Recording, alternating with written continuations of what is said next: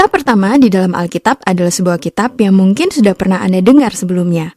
Namanya Kitab Kejadian. Nama Kejadian berasal dari bahasa Ibrani yaitu Rasid, yang berarti permulaan. Banyak sekali kisah-kisah yang diceritakan dalam Kitab Kejadian, dan mudah saja untuk mengambil sebuah kisah tertentu dan menjelaskan apa maknanya. Tapi kami berpikir, mungkin cara yang terbaik untuk bisa memahami kitab ini adalah dengan membacanya secara utuh, dan akan bisa kita lihat bagaimana semuanya dirancang. Kitab ini dirancang dalam dua bagian utama.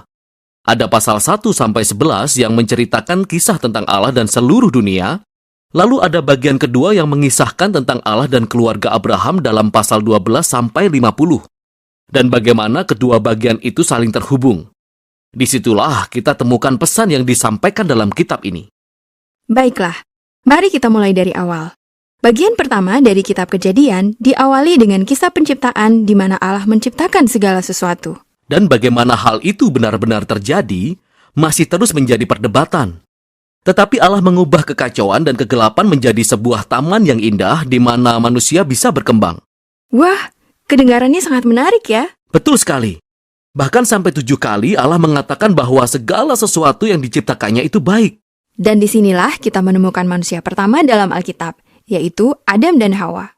Mereka berdua adalah tokoh-tokoh perorangan, namun juga adalah wakil.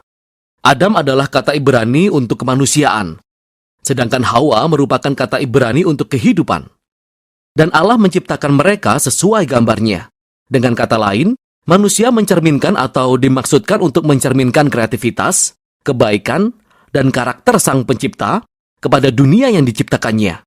Dan mereka dimaksudkan untuk berkembang biak, membangun budaya, lingkungan, kesenian, taman, dan lain sebagainya. Namun Allah memberikan mereka pilihan moral tentang bagaimana mereka akan membangun dunia ini. Dan inilah yang digambarkan oleh pohon pengetahuan yang baik dan jahat. Allah berkata kepada mereka, "Jangan makan buah dari pohon ini, nanti kamu mati." Apa maksud dari perkataan ini? Jadi sampai di sini, Allah lah yang menentukan dan menyediakan apa yang baik. Sehingga Allah adalah pribadi yang memiliki pengetahuan tentang apa yang baik dan jahat. Tetapi kemudian pohon ini memberikan sebuah pilihan. Akankah manusia mempercayai ketentuan Allah tentang yang baik dan yang jahat? Atau akankah mereka mengambil kesempatan untuk menentukan sendiri apa yang baik dan yang jahat? Dan Adam dan Hawa memakan buah itu. Ini adalah inti penjelasan Alkitab mengenai konsep dosa, yang merupakan hasrat untuk menentukan semuanya sendiri. Ini adalah berbaliknya hati manusia ke dalam dirinya sendiri untuk melakukan apa yang baik untuk saya dan kelompok saya. Sekalipun itu harus mengorbankan kamu dan kelompokmu. Dan masalahnya adalah, manusia sangat buruk dalam menentukan apa yang baik dan yang jahat tanpa Allah.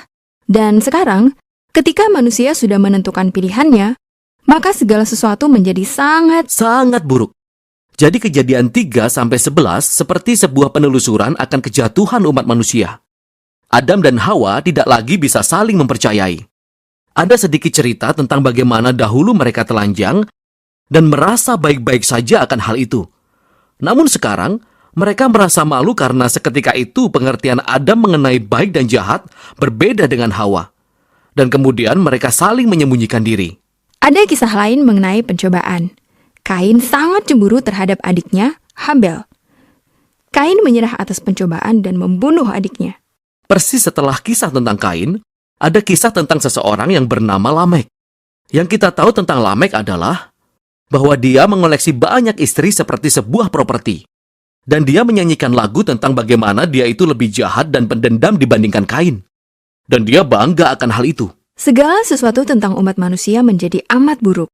Sehingga kita saksikan Allah memutuskan untuk membinasakan manusia. Ya, pada umumnya kita berpikir kisah tentang air bah adalah kisah tentang kemarahan Allah. Namun sebenarnya hal itu diawali dengan kesedihan dan duka Allah tentang keadaan dunia. Oleh karena keinginannya yang sangat besar untuk menyelamatkan kebaikan dalam dunia, Allah membasuh bersih dunia melalui air bah. Namun ada secercah harapan. Allah memilih Nuh dan keluarganya dan menyelamatkan mereka dalam sebuah perahu. Jangan lupa tentang hewan-hewan. Betul, dan hewan-hewan. Jadi Nuh dan keluarganya akan memulai kembali kehidupan manusia. Pasti Nuh adalah seorang yang hebat. Namun berikut ini adalah kisah yang kebanyakan orang tidak tahu karena kisahnya sangat aneh.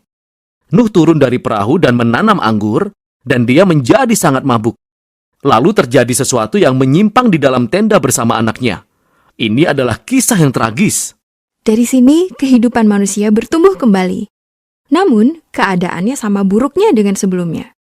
Dan kisah terakhir adalah kisah yang terkenal tentang Menara Babel. Dalam kisah ini, semua bangsa berkumpul menjadi satu untuk menggunakan teknologi baru yang mereka miliki, yaitu batu bata.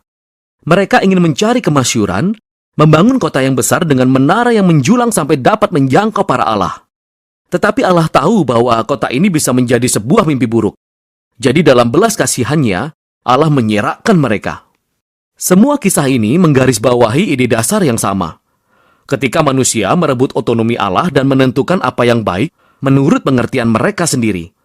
Hasilnya adalah dunia yang penuh dengan tragedi dan kematian. Dan ini membuat kita bertanya-tanya, adakah harapan untuk manusia?